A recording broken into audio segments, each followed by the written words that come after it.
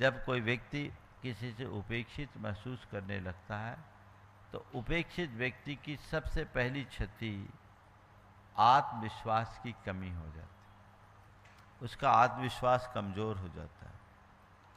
फिर दूसरा, उसको खुद के ऊपर संशय होने लगता है, वो अपनी क्षमताओं को ठीक तरीके से नहीं समझ पाता। आत्मविश्वास जब व्यक्ति का टूट जाता है तो लगता है अरे मैं कुछ हूँ ही नहीं, बड़ी स्थिति खराब हो जाती है। उसका मन उसके संशय में डोलने लगता है, वो कोई निर्णय नहीं ले पाता, पता नहीं मैं जो सोच रहा हूँ लोग उसको पसंद करेंगे कि नहीं करेंगे, अपनी योग्यताओं को भी वो भूल जाता है। तीसरी बात, वो भावनात्मक रूप से बहुत कमज़ोर पड़ जाता है। उस भावनात्मक कमजोरी के कारण कई बार व्यक्ति डिप्रेशन का शिकार हो जाता है, और कभी कभी और गहराई से डिप्रेशन में जाने के बाद व्यक्ति आत्मघाती विचार तक कर लेता है। कल ही एक व्यक्ति मेरे पास आया, वो व्यक्ति आया, मैंने उसको समझाया, आप सुनकर के आश्चर्य करेंगे कि कैसी कैसी परिणति होती है।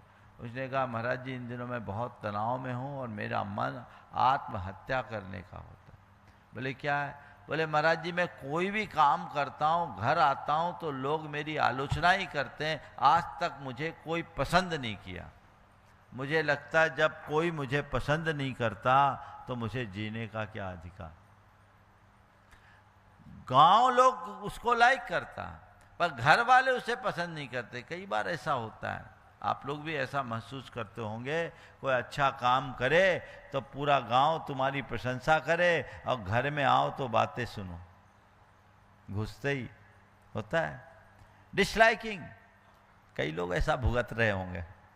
तो वो जो तकलीफ है, ये तकलीफ कभी कभी मनुष्य को अंदर से तोड़ देती है, भावनात्मक रूप से बहुत कमजोर बना देती है।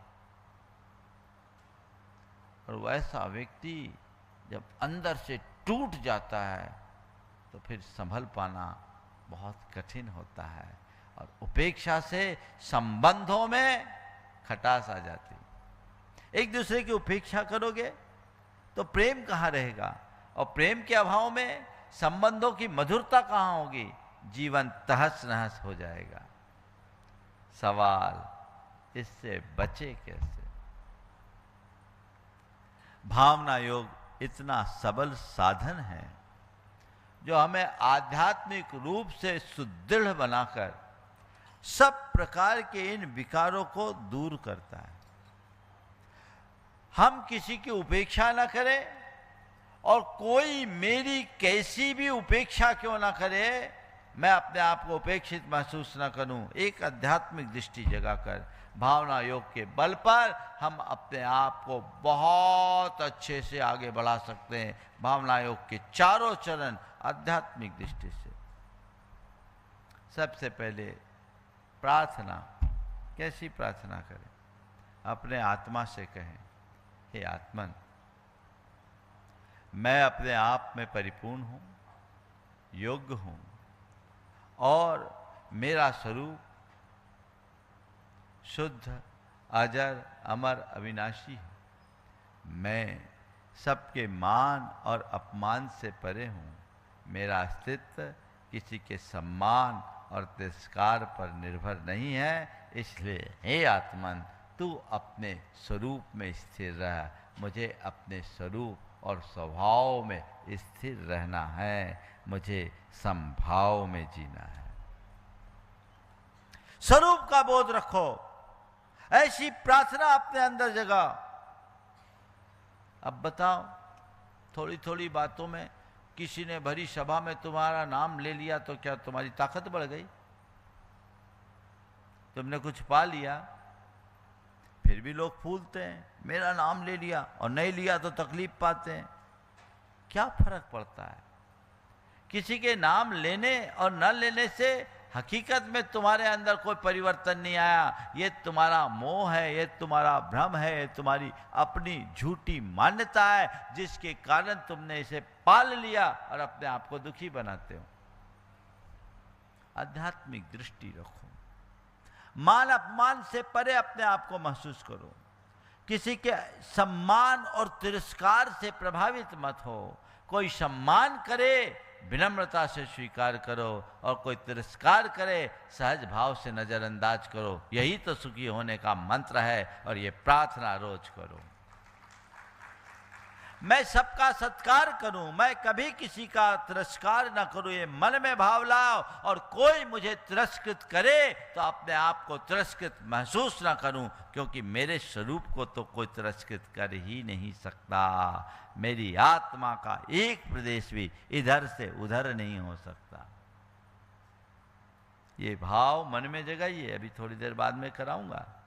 अब दूसरा है प्रतिक्रमण, जो दूसरा चरण।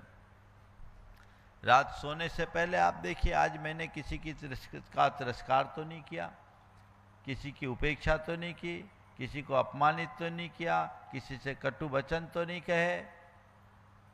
यदि कहे, उसकी छवि को याद करे, हे आत्मन, मैंने तुम्हारे साथ आज उपेक्षापूर्ण व्यवहार किया, ये मेरी अज्ञानता थी, ये मेरा दोष था, मैं तुमसे हृदय से क्षमा मांगता हूँ, तुम भी मुझे क्षमा करो।